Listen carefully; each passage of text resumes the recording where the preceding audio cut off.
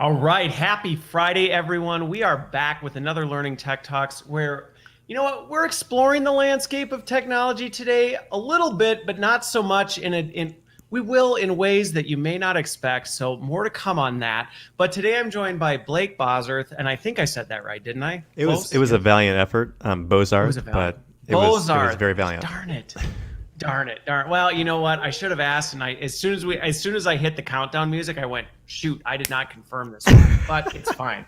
I was close and a valiant effort. I'll take it. So we're talking about probably, quite possibly, one of the most talked about topics right now in the space is leadership development and the skills associated with that. So we're going to dig into that. We're going to talk about going beyond the cohort, some of the things we're seeing with leadership development post-pandemic, or actually in the middle of a pandemic. Right. So we're going to go in a lot of different directions with this. We're going to have a lot of fun just riffing on the topic. But before we get into it, we gotta get to know Blake a little bit more. We now know it's Bozarth, not Bozarth, so Boom. we're good with that. Like a pro. But we also got to find out, where are you in the world today? And for those of you watching, tell us too. Join in, let us know, enjoy, participate in this, because that's the whole fun of this. But Blake, where are you today? I am in the land of the Mickey Mouse. So we are in Winter Garden, Florida, just about 30 minutes from Disney, in the greater Orlando area. And we moved here a couple of years ago from Chattanooga, Tennessee. And to be honest, I'm a baby about cold weather, man. And I could never go back. I think anything further than like Ocala, Florida, maybe, is about all I can tolerate these days. All right, so we won't see you in Wisconsin. I don't know how you do it. I don't know how you do it. Thick skin, I think. Thick skin. It's got to be. All right. Well, I am where I always am, here in Waukesha, Wisconsin, joined by my friendly houseplant, Fred. And so let's shift gears into our icebreaker. Let's get to know Blake a little bit more, a little bit about me as well. But Blake, for you, all right, what were some of your favorite TV shows as a kid? And this will date you a little bit, but maybe not, because when you hear my answer, you might be like, I think you're going back different. But let's hear it. Can't wait for that.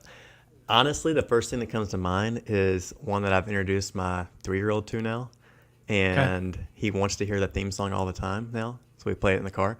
Teenage Mutant Ninja Turtles. That was the big one for me and my older brother. We wanted to watch some Raphael, Donatello. All right, it's like Michelangelo. one Saturday morning type stuff, right? Like Saturday 100%. morning? 100%. Oh, for sure. Wake up in the Those were the morning, get days. your bowl of cereal. I know. That's one of the best parts about having kids, is that those days return. It's kind of true. You kind of get to participate in them again. All right, so Teenage Mutant Ninja Turtles. Did you have a favorite Ninja Turtle? Yeah, it was Raphael, actually. I just love the little Siths. Yeah. All right. Yeah. So mine was probably, I was Leonardo for sure. Were you? Although Donatello was pretty cool. Anyway, we'll talk about Ninja Well, Turtles. they were actually the better leaders, to be honest. That's what we're talking about today. So that's ironic. That's ironic you said that. My personality is probably more of a Michelangelo. That's what I thought you would have said, honestly. Right? I think some people would be like, really? I would have thought Michelangelo. But okay, so for mine, see, this is where mine would not necessarily come, but I've got a few of them, because this is why I couldn't narrow it down to one, which is why I said some. But I grew up a ton watching Mr. Ed and the original Dennis the Menace. I loved classic Nick at Night like stuff, like those. I didn't know that was a show. I feel like I need to dig the archives up. Yes, you should look back into the original Dennis the Menace. I think you can actually watch it on the Roku channel or something now. My kids now, I actually got them to watch it. So very good, all black and white, but I loved it. But on a more kind of age dating one, and now I've got my kids hooked on it big time, DuckTales. I loved DuckTales. And I could actually sing the entire theme song, but for everyone's sake, I will not.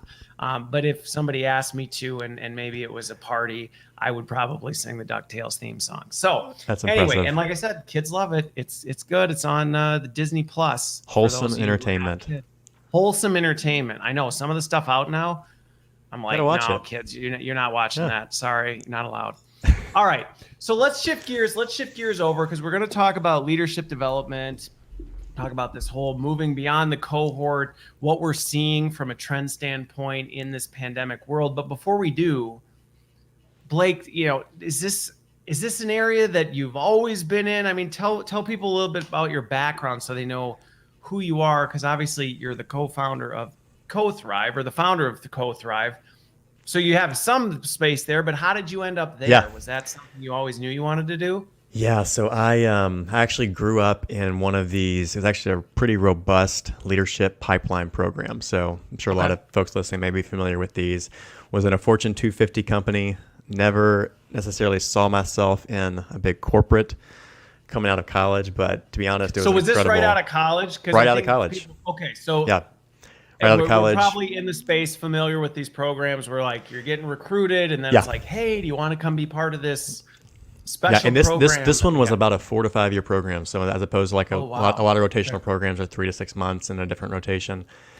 This was about a year to a year and a half in different rotations, and it was an amazing experience. I mean, it was a Fortune 250, and just the exposure to C-suite at such a, like, I'm 21 years old. I was a young college grad too, and just it was the opportunity. I spent a year in London, living and working in London. It was just it was amazing, but all across the company, operations, finance, sales, marketing, and then I just got a real appreciation for the programmatic aspect of how this company was going about developing leaders.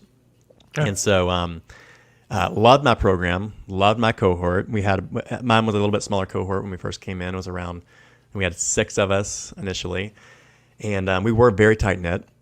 I was going to say, that's with only 6, you almost would become a family in some regards. We were very close. We were very close. And that was honestly a great benefit of any kind of cohort-based program, is when you have something, especially if it's somewhat intimate. I think you create it's a natural sense of camaraderie. And that's what we're passionate about now as well too, with what we're doing on the leadership multiplication front. So I'm sure we'll get more into that. But I had great experience in this Fortune 250. I've also always had a big entrepreneurial spirit. So while I was in the corporate world, that kind of manifested itself with building up a little. So you were real there, estate. but you knew it wasn't forever. Yeah, just because of the way I was wired. I mean, there's part of me that's like, man, like the people were just incredible. Like and the culture was unique. It was just an amazing opportunity. It kind of blew my mind for like what I thought corporate America would be like. And so I really did enjoy it. And there was part of me that's like, I could see myself continuing on this trajectory. But long story short, I was scratching the entrepreneurial stuff with some real estate investing and got really into that. And it was great because I could manage that kind of on the side with the day job. Side hustle. Exactly. And it just kind of continued to blossom over time. And then a couple of years ago, so I was there about a decade. And then a couple of years ago, I decided, you know what, we had baby number 2 on the way. And we were in Chattanooga, Tennessee, as I mentioned. And we wanted to be closer to family. So my wife's family is from down here. And it was a confluence of events, but it was also knowing that I had this vision for CoThryve, which was how can we really help leaders and companies thrive in a unique way. I found myself, given the nature of that accelerator program, I was approached by people that wanted to meet with me, and they wanted to say, hey, how have you graduated into the roles that you've gotten? I was very involved in the Chattanooga community with local nonprofit boards and whatnot. And I was meeting, long story short, I was meeting with about 12 people at any given time. I was kind of helping mentor informally about a dozen people. And I realized, you know what if I could bring these people together? What if you could make a company out of this? What if you could make a company? But it started with really, what if I brought these people together? And I, as an entrepreneur, I was drawn to the concept of a mastermind group.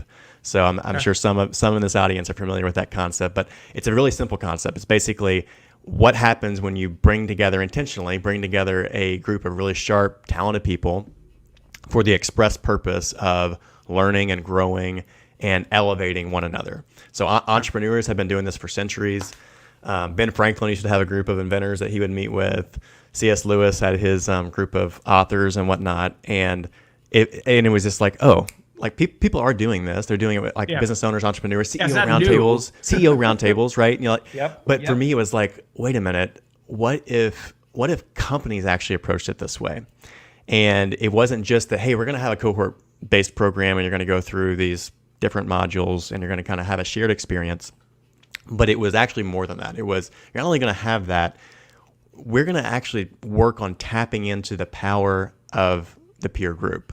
and how we can help you guys actually support and challenge each other towards your personal goals, towards your career goals, and really tap into the collective energy and expertise of the peer group. And so that's where CoThryve was born. It's how can we do that inside of companies and do that really well? Got it. And so did you just like one day pull the plug and go, I'm just going to jump off and I'm just going to go focus on this? Yeah, when we made the move, we kind of, it was a clean break. So we had a 2-week-old, and we jumped down to Florida. New baby, and you thought now is the time. I'm just gonna quit and I'm gonna go start this thing. Because I knew that I just felt a calling to this. Like CoThryve, the reason why the Y looks weird in CoThryve is it's all about helping. It looks very weird, but it's about helping leaders and companies thrive, powered by their why. So about purpose, about mission. What's your why, right? Okay. And so my why. And it was burning inside of me. My why is the more I got into the space of like L&D, and I was doing stuff inside this big corporate in L&D, helping launch new programs and whatnot. The more I got into that, it's like, honestly, I feel like this is what I'm called to do. Like, I think the best way for me to change the world is by helping equip leaders. Not that I have all the answers, but if I can help equip and build stronger leaders that are purpose-driven, that are truly purpose-driven, then this is an incredible way for me to have influence and help shape and change the world. So that was my why. It was burning, and at some point it was going to happen, and it happened when we had a 2-week-old. We're making the big jump, and we're doing it. Like that's exactly right. That's the moral of the story. That's the moral of the story. The take home for everyone. Okay, awesome. Well, let's talk about leadership development, because again, I'm digging into this stuff from the practitioner side, but also just from an industry standpoint. And this is very much a hot topic right now, because the last 18 months, and so I'm curious your take on this, but I hear conversations all the time where people go, oh, look at all the things that the pandemic created and all the chaos. And I look around and go, this didn't create anything. This was here. We just weren't seeing it for what it was. And suddenly all the cracks in the foundation, all the spiders came flying out of the, I mean, it was a mess. It was like all the things that were held together with duct tape and paper clips. The Hoover Dam just blasted through it and went, well, guess you weren't really as strong as you were. And leadership development was one of these areas where we suddenly realized that the power of our leaders will largely determine how resilient you are as an organization. Because if it's not there, when a pandemic hits, boom. But I'm curious, obviously you were in the space in this. What did you see happen as suddenly the world went remote, all the priorities went out the window as chaos was flying from every direction? Yeah, you set that up extremely well. You're the king of analogies, by the way. So I can't wait to hear the other analogies that are going to come out of this episode. But you're spot on in that I think companies knew cognitively, the importance of developing leaders before. The pandemic, I think, just kind of underscored, and to your point, there were cracks in some of the ways in the foundation of how we were going about doing it. And I think it exacerbated and exposed a lot of that. And for one thing, I think it just showed that, number one, we were in a real crisis. Like maybe for me, at least, the most significant crisis, I would say, for most people, depending on what kind of craziness you've been in your industry before, but the most significant crisis of a lifetime for a lot of people, right? No one knew where the world was going. No one knew. And the importance of leadership during that time to actually navigate and have a presence that guided people through a time of crisis. I think companies realized, wow, it's paramount. It's paramount. It's where you get your leverage in an organization anyways. And a lot of people get that cognitively, but it was just exposed in a very real way. And then at the same time, obviously, we're having this crazy crisis. We're also, so many companies that are traditionally co-located are now all of a sudden distributed. Now you're trying to lead in an environment that is completely unfamiliar to most leaders. I mean, honestly, most leaders, 100%. This was like, okay, now you got to be an amazing leader. Oh, and by the way, the medium and the way you've led is completely on its head now, because nobody's around and you're sitting at home and your kids are there and you're using this tech you're not familiar with. So good luck. The rules of the game kind of changed. The principles remain the same, but the rules of the game totally changed. And what we found was that there were some leaders who were very adaptable and handled it in stride. And that's where you realized, wow, this again is the value of having an incredible leader who can handle this kind of change, who can navigate crisis, but also the essence of their leadership shine through no matter the medium, right? But then we had a lot of companies and a lot of organizations and a lot of leaders really struggle because their leadership style did not play well in this kind of distributed environment. They wanted to be able, they're the natural micromanagers. They wanted to be able to see, is so-and-so in their seat, and are they actually doing their stuff? And I'm going to check over their shoulder. That didn't play well anymore. It did not. If you were a micromanaging leader, then you were struggling. If you were a command and control, this was a very 100%. Painful 18 months. Yeah, and I think leadership was evolving anyways into this. But again, to your point, this just exposed so much in terms of some of the issues that companies had with quality of leadership and opportunities for growth and development. Yeah. Well, and what's interesting about it is, and that's a similar topic that I've gotten into with folks before, where they've said, well, this leadership style just isn't working as much anymore. And I kind of look back at it and I go, I don't really think it ever was working well. It just worked. It worked. You could get away with it, but were you really optimizing? That's a great way to say it. Were you really optimizing the potential of your team? Were you really driving, the innovation, the full potential of what you could do? No, you weren't. It's just you could get away with it, and it wasn't really necessarily causing as much visible chaos. You were ruining people's lives. You were making them miserable. You were doing all these things still. That didn't change. Yeah. But at least nobody said anything, and it was tolerated, and you could get away. Like, that is honestly it's a spot on assessment, Christopher. And I think like that's the good news. There's a lot of silver linings actually to the pandemic. For as much chaos as it's caused, it honestly has produced a lot of good in terms of the way organizations approach culture and the way that leaders lead. And we spend 90,000 hours of our life at work. And knowing it's crazy, most of our waking existence, right, is spent at work, and quality of leadership matters. It's the biggest determinant on your perspective of your job and your satisfaction. Even not just your job, as you were saying before, life, right? It's bigger than that. No, it does have it has a huge impact.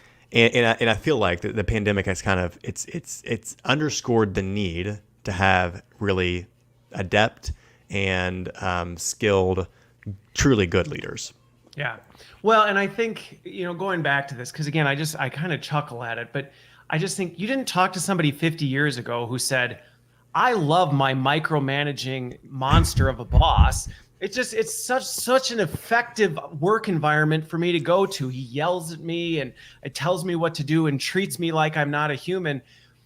It's not like suddenly we woke up in 2020 and went, oh, I don't like that anymore, type of a thing. We never did, but I think there a lot of things have changed. You think about in the past, there was a much deeper separation between work and life, and so people could tolerate it more because I go in, I do my thing, I come home, whatever it is, it is, and I just got to get through the day, and then I move. Well, now work is essentially so integrated into the fiber of your life. The point you made of a terrible boss can not only make your work life miserable, I mean, it can annihilate your personal life as well, because now these lines are so interwoven that it's like, well, this could be bad on all fronts and this can have major effects. So I think that's where suddenly companies that kind of looked at their leadership and said, we probably should do something. There's opportunity. I know we got to get there. Kind of like that they were doing with, we really should upgrade our technology. We should be moving to this hybrid workforce, but there's really nothing pushing us into the pool. Suddenly they got just dumped in the pool with cinder blocks tied to their feet. And it was like, well, you better fix this or it's gonna drown you. There's another great analogy. To bring this back specifically to development, one of our guiding philosophies is we think that a company is really winning at development. You're winning at L&D when it becomes your people's favorite employee benefit. So they look at it like, you know what? One of my favorite things about my company is the way they actually invest in me personally, in my career growth, in my growth as a leader. And I think it presented a big opportunity too during the pandemic, when teams all of a sudden got so distributed that we're used to being in person and close. There, like, the work was still happening, the project meetings were still happening, but the human element started to get lost, right? And development, L&D, is actually, it's a tool. It can be a tool and an enabler to actually bring a deeper sense of connection to your team. And that's why we're passionate about this. It's generally in the cohort-based space, but specifically, how do you tap into the power of a peer group and get them to connect on a human level, but also do it in a way that this becomes not something like, oh, I gotta go through this program because my boss asked me to do it, or HR wants me to do it. I gotta check off these boxes. But they truly look at it like, you know what? This is honestly like, this is a reward. This is an employee benefit. The way that I'm being invested in, like, this is actually like on par with my 401k and everything else. This is huge for me. And so that's where I want companies to go. It's to treat it like L&D is an employee benefit, and how can we make it our employees' favorite thing about our company?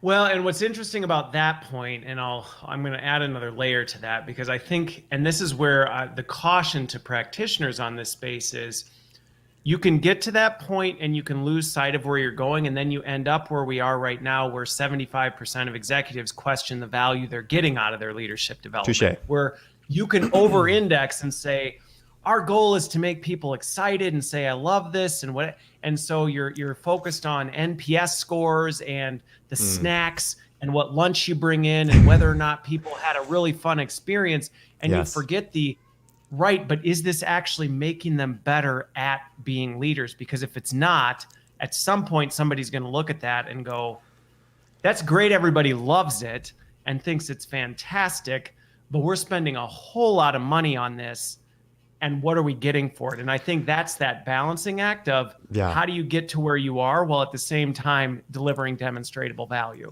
That is a great addition, and I'm glad you said that. And what I found, to be honest, though, is that especially if you have a program of some duration, like, everybody likes great snacks, everybody likes, kind of a fun, engaging workshop, right? But especially if you have an intentional program, to be honest, people grow tired of that pretty quickly if they individually are not seeing growth and results, right? Yes. So I think in order for it to honestly become a true, like, I view this as an employee benefit. This is not like a one and done workshop we do here occasionally, but the way we approach our team's development in this company, I view it as a recurring employee benefit. In order for that to be true for even the employee's perspective, I think you have to be seeing the value that you just said from a company perspective. The participant has to be seeing and recognizing their own personal growth and development. And that needs to be translating in terms of the impact they're having at work, the influence that's growing at work, and in their personal lives as well too. But I think in order for that to be true, like, it necessitates that the value is also being created. So it's a great addition. Well, and I think that's what we're seeing with these new, and this to me is one of the things that gets me excited about where technology is taking this, is that instead of just being limited to this event, you now can span this out. But this then adds a level of accountability on us, because to your point, all the employees are dealing with return to work, kids going back to school, 9 million projects. They've got a lot of things. And so this whole idea of being involved in something that lasts over time and is commanding their attention, if they're not getting anything out of it, they're not going to stick it out. And so the natural accountability in the teeth is almost being built into the system now, because you might be able to get people to show up for a day and go, hey, this was fun. Right. But if you asked them to come back every 2 weeks, they'd be like, not a chance. I don't have time. I don't have time for this. So I think that's just naturally creating a better balance. Where's the staying power? What's the stickability? We talk about that a lot in L&D, obviously. But one of my favorite terms for it is how do you keep momentum, right? Yes. It's not just like, hey, you have to have an engaging kind of workshop and experience, but how do you sustain momentum? And for me, back to like the power of the peer group, I think it's an incredible way for companies. If you really work on leveraging the power of a peer group to say, there's going to be times where this program, whatever your program structured like, it's going to feel maybe not like your favorite thing. It's going to be like, oh man, I don't have time for this today. But when you see your peers who are showing up, who are supporting you, encouraging you, but also challenging you. You create that kind of environment where it's almost like the positive kind of locker room kind of camaraderie, and hey, we're in this together. We all have laid out. We know what each other are trying to accomplish and achieve, and we're diving into this particular leadership or career development topic today. When you create that kind of environment, it helps you. It's not a panacea, but it helps you kind of keep and sustain momentum over time. I agree.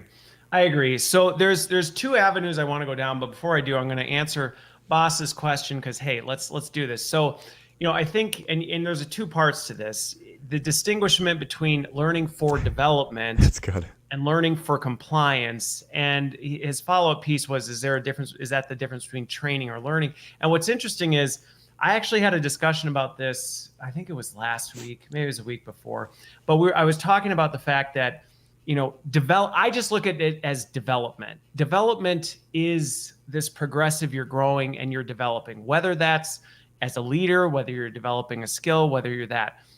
When I think of compliance, I think in many regards, we look at this as I have to do it because somebody else told me to. Yep. And I think that's where there's opportunity, even within compliance, for us to move that into the development category where we say, that's a great point. Done right, compliance actually can be part of your development. But I think a lot of times that's not done because I even think as leaders, there are things around compliance that as a leader, you need to understand so you can understand the implications so that you can actually then navigate some of these things. A good example, I think, in the tech space right now, if you don't understand data privacy and security, that may be a compliance topic, but as a leader, you need to understand it to know how to navigate some of these challenges. And so I think there just should be a shift to move from, and again, we're talking L&D terms, but like this training, compliance, just like stuff that you do because you have to how do we actually better integrate that all into development? That's you nailed it, and that was a great comment, boss. Yeah, and a lot of it too. It's about how you that's about how you design it and how you reinforce like the true value. Even if it is like this is a straight compliance kind of issue. How are we integrating and reinforcing like what's the business value of this, right? And it's also, to be honest, it's a perception thing too. So like how are we branding it? How are we marketing it? that matters as well. But ultimately we need to, what's in it. It's the whole, like, what's in it for me, and how is this helping you grow? How's it helping you develop? And how's it helping the company advance? Right. So, well, and I think that's going to tie, there's two areas that I want to go, and I was debating where I was going to go first, but I think we're going to go into this growth groups first. Cause I think it actually, boss, thanks for bringing this up. Cause cool. You helped influence the direction because I was torn, and your question drove me to this. Because when we think about how do you even shift from compliance to development, it's really about that personalization of it. How do you actually now say, how does this become relevant to what I'm trying to do? And that doesn't happen by powering your way through next buttons on an e-learning slide and getting to the quiz at the end. That comes through what we've talked about in terms of these growth groups, where it's like, well, how are you using this to accelerate, multiply what you're trying to do? And to do that, you need other people. But I want to distinguish this because you talk about growth groups. People may be familiar with cohorts, but we're not talking the same thing, because at least as we define this, you can define growth groups. But when we talk about cohorts, sometimes I think the lack of intentionality that can go into that can lead to just, well, this is a group of people going through the same thing at the same time. Yep. Now, that's better than just on your own, you're on an island, whatever. So that's not to discount the value of cohorts, but we're talking about, when you say growth groups, and you can define that as going beyond just we're clustering a few of you together and pushing you through the same experience, and we'll see what happens. Hopefully it's better than by yourself. Yes, great tee up, and you're actually making me think. I know we said we wouldn't share screen, but I can pull something up later that's a visual for this. It's almost a maturity model. It's a maturity model for how organizations approach developing leaders, right? And so I can share this visual in just a second. But the idea behind it is, if you have a cohort-based program, if you're doing something like that, you have a very mature approach to the way you're approaching leadership development, honestly. And I grew up in an incredible program. The cool thing is I'm now working with this same Fortune 250 and this program. on the growth group side of things, because we're trying to supplement and really tie in to where there are some missing gaps. And I guess the distinction I would make is a lot of cohort-based programs are, as you said, Christopher, they're great shared experiences, and you're going through hopefully some really impactful content. I think where there are typically, not always, some companies are doing this great, but typically where we miss the mark is by failing to really leverage, like, how can I, inside the group, how can I help them elevate one another? And it's not just like, hey, they're going through this training together, but we're actually gonna get intentional to figure out how do we unleash the power of that peer group itself to sharpen each other, to support each other, to challenge each other where they need to be challenged in good ways. And the cool thing is about that is not only, I get passionate because I think it's the best way to drive and keep that momentum, drive the follow through. And the crazy, you mentioned the 75%, 3/4 of execs feel like their leadership programs are failing. The other tragic statistic that kills me is 95% of hypo talent programs, so high potential talent programs like this pipeline program I'm talking about, 95% fail to drive development follow through. So they might have really incredible training, it might be really engaging, but when it comes to, is this stuff really getting acted on? Is it being applied? Yep. Are we seeing back to that concept of sustained kind of momentum? That's where we typically fall apart, right? And so the premise behind, we call it, the broader term for it is leadership multiplication. How can you multiply leaders in your organization? How can you multiply some of your best people? The premise behind it is, it's about the way you integrate things that you might be doing really well right now with your modules, with your programs, but how can you more tap into that power of the peer group, where you're tapping into the collective energy, the collective expertise, and you're giving people a forum, and you're using hopefully good systems to help them, again, encourage, sharpen, challenge, and apply what they're learning. So I'll give you a tangible example. We're talking about the theory behind it. We have a really simple thing that we do with these growth groups. We call it a 4x4. So it's as simple as it sounds. You're going to pick 4 things. We all have a laundry list of things, right? We all have a laundry list of things that we need to get done in our jobs. You're going to pick 4 things over the next 4 weeks. So typically these groups are meeting monthly. 4 things over the next 4 weeks, 4x4, that are really going to move the needle. They're going to be stretch goals. They're not easy layups, but they're things that if you get these 4 things done this month, you stress yourself, you're killing it, right? And what's cool is that they say you're 42% more likely to achieve a goal when you write it down. There's something powerful about getting the focus, getting the clarity, and psychologically kind of committing it to yourself, right? But then, and back to this concept of leadership multiplication and a growth group, when you do that with your peers and you can see, and you have a dashboard, to the technology piece here, and we're piecing multiple things together. We use a simple Trello dashboard for this. It's an easy way to do it, right? You have a column for each participant. We said we were going to bring the technology into We're bringing mix, it in. So there you go. We Trello. just did. Boom, there's your fancy tool, cayenne Trello. Pepper right there. The spice. But it's great because you have this dashboard then where you have participants and everyone has the transparency, right? For Christopher, these are the 4 things you signed up for this month.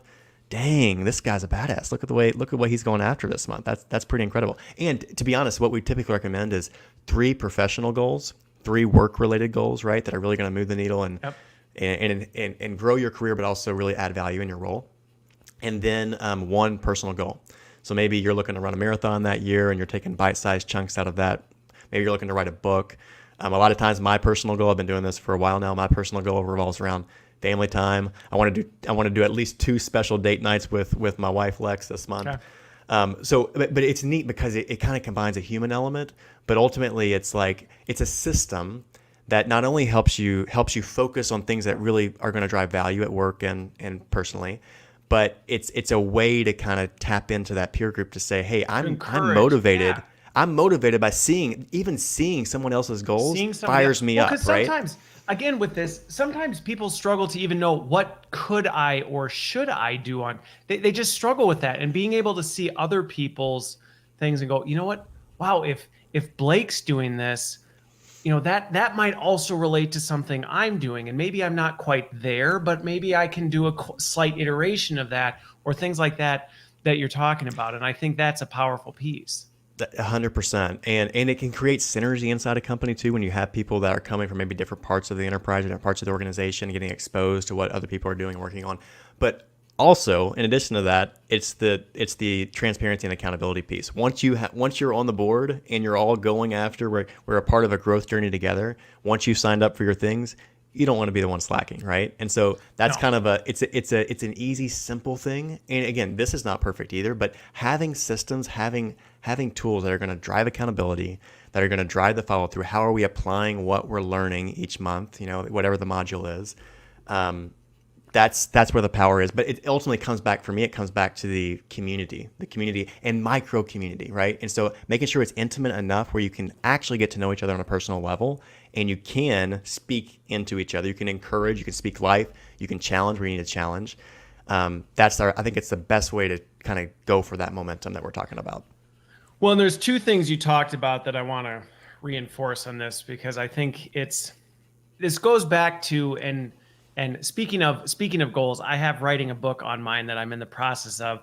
We can hold each other accountable on that one, Christopher. Okay. All right. Well, anyway, but it's talking about, and this is similar to the theme of it, which is talking about being relentlessly intentional about things like that. Because what you talked about, there's a couple points that if you miss this, it's better than just not doing it, but there's so much more opportunity. So when you talked about the 4x4 example, when you think about this, sometimes when we think about leadership development or any development cohort, the cohort isn't designed with the intentionality of what do we want people to do or grow or gain out of it. We still are approaching it from the how do we want them to understand more of our content.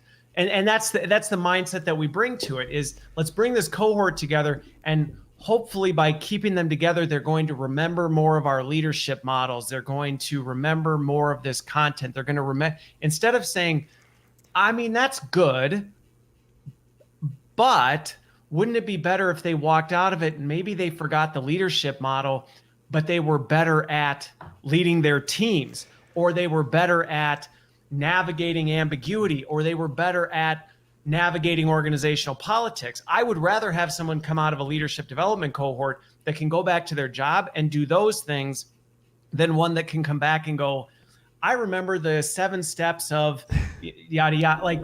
And again, I think sometimes in learning and development, we miss that because we're focused on education, not development. And I think that's a fundamental shift. So there's that. And then you can jump in on this, because then I think the other piece is there's the fact that that holistic person piece is such an integral part.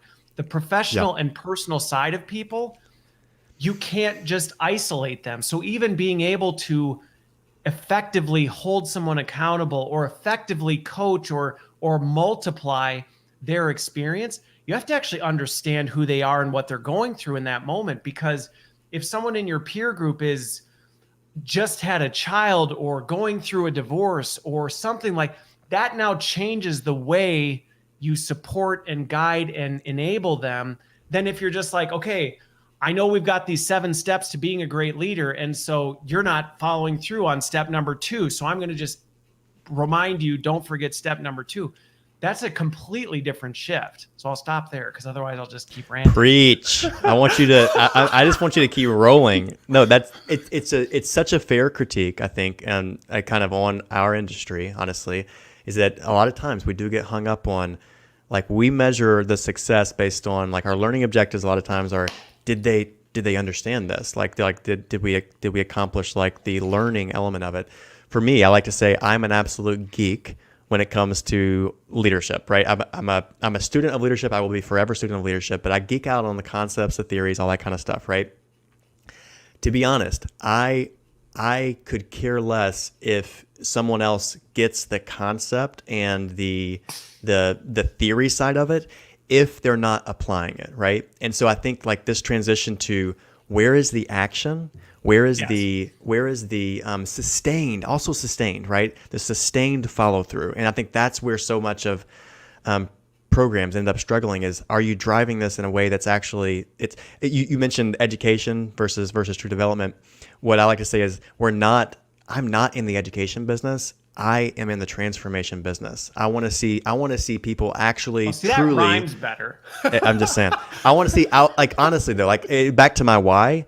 I'm not in this, and I have a podcast, and I love putting out hopefully helpful content. You're Greg Siegel. He's a CEO at Alice. Incredible guy. Had him on my show. If anyone's interested, it's called Leadership on Purpose. You can look up this episode.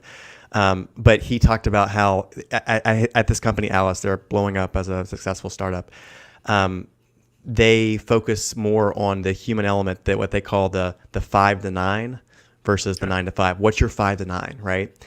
And if you can actually embrace more of the human element, and you create a forum where your people, especially when we are so distributed, and it's not, we were talking about before, working remotely, you have to be that much more intentional about your personal relationships. But if we can give them a forum where they can connect on a human level, they can actually get to know each other more on a personal level, they can get to know each other's personal goals, whatever you're comfortable sharing, right? And you're also focused on things that are really driving real value at work, and how you're applying it. So we call it each month when we have a module, whatever that module is. So for instance, a recent module was on radical ownership. So how do you take radical ownership for your life, for your career, for your leadership? How do you instill an ownership mentality in your team, right? What does that look like? We had some tangible ways we were teaching this, right? But the takeaway, the growth in action is, what are you going to radically own this month? So one of the specific things is take ownership for a mistake. Like, personally model, what does it look like to authentically own a mistake that you made? Give permission to make mistakes. So like, forgive someone intentionally, like applying what you're doing and then having an accountability for it. So one quick thing I'll share is another system that, again, you can apply this in whatever way, whatever your programs are currently. You don't have to do this the exact same way we're doing it. But we have, so in between the monthly meetings, we have what we call a peer-to-peer success partner one-on-one. So, because success partner sounds so much more positive than accountability partner, right? That's so much more positive. Nice. Accountability partner. Nobody wants an accountability partner, right? That's the person who gets after you when you're not following through. The success partner is like, but seriously though, sometimes those small changes matter big time. They do, but it also allows, back to your point on like the human element, it's saying, hey, like, you have a one-on-one with your facilitator, but we're going to give you that. Maybe that's in the beginning of the cohort, but from here on, like, you're going to actually be connecting one-on-one in between meetings, debriefing, going deeper, talking about your 4x4, talking about how you're applying these things, not just talking about it, but sharing, hey, this is how this is coming to life for me, and having a system, a mechanism to kind of drive the engagement. Number one, make sure that you stay engaged, and it doesn't just, oh, we're only going to think about this when we come back for the actual session. Yep. But also like the follow through and how you're applying it. That's where the magic happens. And why are we doing it if that's not happening, right? Well, and I think all of this stuff just comes back to, again, sometimes it's just fundamental. We forget, we say we're focused on outcomes, but we sometimes get what outcomes we're driving towards mismatched, and really we place our desired outcomes on the end user instead of saying, but what is it that they actually need? Because it's fine, we may want to have certain outcomes, but is that really the same thing that's important to them to be effective and successful in driving their things? And I think that goes back to, I got in trouble all the time when I was student teaching in math, because I'm like, I don't care if they remember the name of the formula in algebra. What I care about is, can they look at an equation and solve it? Yep. That's what I care about. Do they remember that it's the Pythagorean theorem or no, I don't. What I care about is when they say a squared plus b squared equals c squared, they know that I just do this and that solves the problem for me. And I think sometimes in leadership development, and many ways, this is where we lose our way. We lose our focus on, ultimately, yes, is it important for those of us designing leadership development, those of us facilitating leadership? Do we need to know that stuff? Absolutely, so that you can actually drive this. But does it really matter that they know that that's what it's all based on? I think that's a question sometimes that we forget to ask. Touche. Killing it. So let me let me shift. But by the way, boss's suggestion, I'm totally stealing this for the next episode. He's like, we have to steal what does your 5 to 9 look like? So I'm stealing that. That's going to be the icebreaker. I love it. I'm spoiling it. So I'll Matthew tell Brown, Greg if you're and watching Alice. this, I'll let Matthew Brown, if you're watching this, you now have an extra week to prepare for your icebreaker. But I do like that because it does matter that what happens in your 5 to 9 dramatically impacts what you bring to your 9 to 5. And I think that integration is seamless, and that we saw that happen through the pandemic. And I think there's a greater empathy, which is what has to happen with leaders. A quick tangent on that. We talk about, especially with early career emerging leaders, like how can you build trust, and how are we doing this? A lot of these highly talented new arrivals to companies are coming in, right? Maybe these special programs, but they're coming in, and they're coming into a fully remote environment, right? For a company that used to be totally co-located. One of the best ways you can go about building trust and all the things that you're supposed to do, right, as a leader, is to actually intentionally expose the human side of you. And the more personal things you learn about someone else, and the more they know about you, the quicker it is to actually be able to build trust. So I totally agree. 5 to 9, I love it.Use it. I'm going to be looking for it on the next episode. It's there. I've already made the banner. It's prepped for next week. So no, but I think that's well, and this actually drives to the next stage of the conversation, which, boss, you helped me steer this. So let's talk about some of these skills when we actually talk about, because I think this is another area that sometimes we lose our way with leadership development. One is we can be more focused on education than development. And I think, heck, leadership development has the word development in it. It's not leadership education, it's leadership development. Boom, so that's a quotable right there. That's a quotable. I'm going to use that one. Tweeted. But I think the point behind that is, so there's that component, but then there's also this component that sometimes we fail to break down and deconstruct. What are the skills that actually go into being a good leader? And that's where sometimes the intentionality is missed, and why we end up focusing on education, because we haven't decrypted the skills or behaviors. We've focused more on the models or the practices or the things. And it's like, right, but what does that look like from a behavior standpoint? Because if we don't actually define that and say, this is what it means for you to come out of the other side of leadership development, then it's almost impossible to have the intentionality and construct that you've talked about to say, well, here's how we actually take you on that journey, because you're here and we need you to be here. And to get from here to here, these are the steps in the growth and the success partnership that we're going to hook you up with to make sure you get to the other side. So I'm curious, as you look at this, how do you think about, what are some of these skills that seem to be just surfacing as you go through this? And I'm always fascinated when I talk to folks in the leadership development space to hear, what are companies dealing with on a skill standpoint? Yes. I love that you went there. One thing I'd say, just to kind of context, is one thing I'm actually passionate about is a lot of times these leadership programs and the way we approach leadership development, we reserve them for like the specially kind of, you're in this because you're either at this level already or we want you to be at this level. And that's natural. And I think those programs are good. And you should be calling people out for special high potential programs, right? But I think leadership development needs to be happening across the board. And we even calling it leadership development, even for folks that we don't necessarily see graduating into certain titles, we still want people embracing leadership and developing themselves. So we think, not to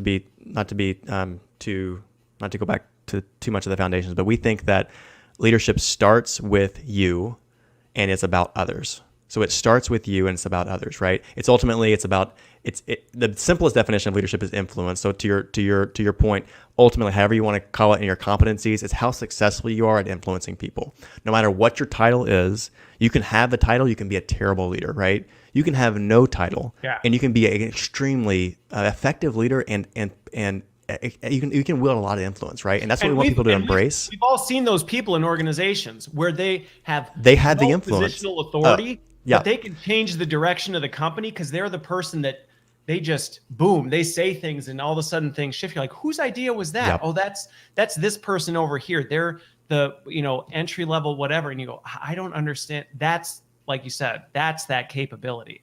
100%. And so we think it starts with you. It's about others. It's ultimately about elevating others towards a worthy cause. That's the way we think of leadership.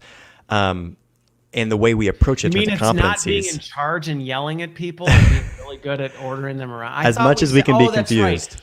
Right. 30 years ago, that was the apex. The old style of leadership. But you're so right. But so we say it starts with you. It's about others, and what that means is that a lot of the competencies we actually have. So we do with the growth groups. We typically do a 12-month program, and we start with leading yourself. How do you lead yourself really well? You can't lead others to a place that you're not. You can't give what you don't possess, right? So that's why personal growth, personal development matters so much. And so we start really foundationally with that. And then we get into, okay, how do you scale that impact and lead others? So we call it the increase. So pour into yourself, make sure you're healthy. You can't lead others to a place you're not. And then how do you scale that and the overflow of that? So you're pouring in yourself and how that overflows. But there's some specific competencies, obviously, that especially in today's age are extremely important. The more distributed we get, how successful you are at building trust quickly. What does that look like? That's underpins so much of leadership. Two of the traits that we talk a lot about are, and we think it's the most potent combination in leadership, is confidence and humility. So are you confident in who you are, what you bring to the table, the concept of knowing your strengths, and not just saying, hey, I did the strengths finders and this is what it said I was, but really I'm an INTJ, whatever. Exactly. And those things can be really helpful. I'm not trying to knock them, but yes. what we really want is for people to get it at a deep level. This concept of natural genius. What is it that you uniquely bring to the table? Either you are world class in it right now, and you can double down on it, or it's something that you can actually become world class in. Right. So getting them to know that, and we have a whole personal growth, leadership growth plan that they start with, and it starts with your why. No surprise there. Back to that logo. Starts with your why. Right. Yeah. How does that tie into where you spend 90,000 hours of your life? And I'm tying in a bunch of things here, but the human element, how you can connect what you really care about, what's in it for me, right? What are you passionate about? What drives you? What do you value? What is your why? How does that tie to what you do for the majority of your waking existence, right? How can you map that to your company's mission or what your company does or what you do in your company? Help that's the best way to really engage people. So it starts really foundationally with those things. It starts with saying you're going to embrace how you're uniquely gifted. We're going to double down on that. And we're going to pick out areas that you want to grow, right? We're going to pick out areas of skill, areas of character that you want to grow. And then it's what are the habits, what are the actions, what are the goals that you have that are going to support those. And on the other end of the spectrum, it's like more practical, tangible ways to go about actually leading others. So there's things. One of my favorites I'll mention real quick is around, we call it the support challenge matrix. And what we find is that the best leaders are high in support, meaning that they're for you, they're there to encourage you, they're there to coach you, they're there to help you when you need help, and they're high in challenge. They're very direct. Push you to the next level. They're there to stretch you to be the best version of you while supporting you in that. And where I fall down on this, because we're not naturally high in both, typically we gravitate to one or the other. I totally gravitate to support naturally, and I stretch people. But where I really fall down, is on the direct feedback, the direct expectations. I'm from the South; we sugarcoat things, and so where I have to know this about myself, right? And so where I have worked on growing as a leader and continue to focus is on being high in challenge, in the sense of like, hey, I'm going to be direct in feedback. I want to be direct in communication. And that's more important than ever in this distributed world that we're in today. So I know it's a lot, but that's a scattered answer to the question. Interesting. It's a big question. We probably could have had it. And that's why I'm actually glad, boss, I owe you a thank you, because had we unpacked that box halfway through the show, we probably would have got sidetracked and ended up spending the entire time talking about that. So kudos to boss on that one. But I think the two things that I take away or would reinforce on that is, first of all, one, when we think about this from a skill standpoint. I loved your point about the influence piece. When you think about that, that allows you to actually take striations within that and say, okay, if ultimately being a great leader is about influencing, to your point, in a positive way, then what does that actually take, and how does that mature based on where you are in the organization? Because if ultimately your goal is to be influential within your sphere, then you have different skills and needs if you're a frontline manager versus if you're a C-level executive, because there's just different levels of influence and things you need to consider along the way. But within that, the skills and behaviors that make that up are very similar. Your ability to communicate, your ability to break down complex messages and translate it, your ability to, a lot of these different things, and how do you do that? Those are very similar. And it was interesting this week, I had a discussion, and this kind of gets to the other piece, where I'm really trying to push us to think more about leadership development. So often we see leadership development as role focused. Oh, you get into leadership development when you become a people manager. And then we send you to director training when you become a leader of leaders. Exactly. And then, there's executive training when you get to whatever. And those aren't bad things by themselves. No, those are good no, things, right? Yeah. No, but where I think there's opportunity to say that's good, how do we now take that to the next level is say leadership is a journey that happens regardless of what position you're in. Yep. And that maturity of leading yourself, because if you can't lead yourself, you're in no position to lead someone else. So how do you lead yourself? How do you then get to a point where you grow and lead others? And then how do you get to a point where you're actually influencing things outside your direct span? And then what are the striations between that?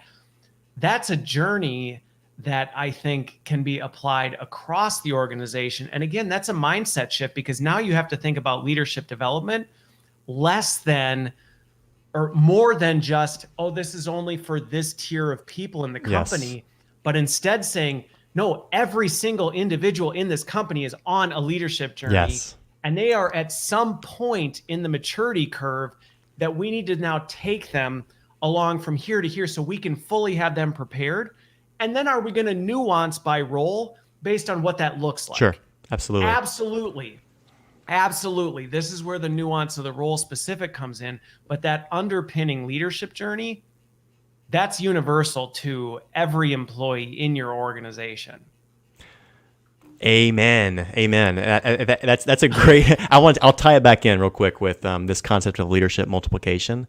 I think that's ultimately our goal as leaders in general, but especially in the learning and development space. That's our goal: is how can we cascade this process of multiplying leaders? If you look at some of the best people in an organization, you say, what would happen if we could multiply them? What would happen if you take those 10 people and we could actually, they could be multiplied across the organization? Honestly, I think if we design intentionally, that should be our goal, and it's possible. And it's predicated on, as you were just saying, it's not reserved for just the people in these certain titles or moving to these certain titles. We are doing this, and it looks different, of course, by roles, as you said, but we're doing this at every level of our organization. We want people to embrace. I'll just end with this. I know we're running on time. The thing I get most fired up about is having people choose leadership. And it's not the title. It's, I'm going to choose to take ownership. I'm going to choose to step up. It's a responsibility. It's not a reward. It can be a reward too, but first and foremost, you want to view it as a responsibility to be carried. And if we can be facilitating that and encouraging that inside our organizations at every level, that's where you're going to see incredible leverage. I love the way that you ended that, because I think that's in many regards a fundamental shift in how organizations look at leadership in general, and even employees may look at leadership. That it's very different than how it has historically been represented. And I think making that shift then ties into all these things we're talking about. Because if you approach all these things with that same legacy mindset, it all falls apart. It all falls apart. So this is another one of those episodes where we could probably just keep. I could jam with you forever, man. We'll just have a leadership afternoon conversation. We'll just have a learning tech day. So with that, I really genuinely appreciate your time, Blake. I thank you for making it. Thanks everybody for tuning in. Hopefully this has given you some food for thought around leadership development versus leadership education and what it really takes to bring that to life, and the mindset shifts, the activities, the actual work that goes into it, but also the impact that that can have, because this can radically transform organizations for the better and better equip them to survive things when things like these 18 months hit. So thank you for being here. And thanks for having me. I had a blast. A wonderful weekend. All right. Thanks, everybody. Bye-bye.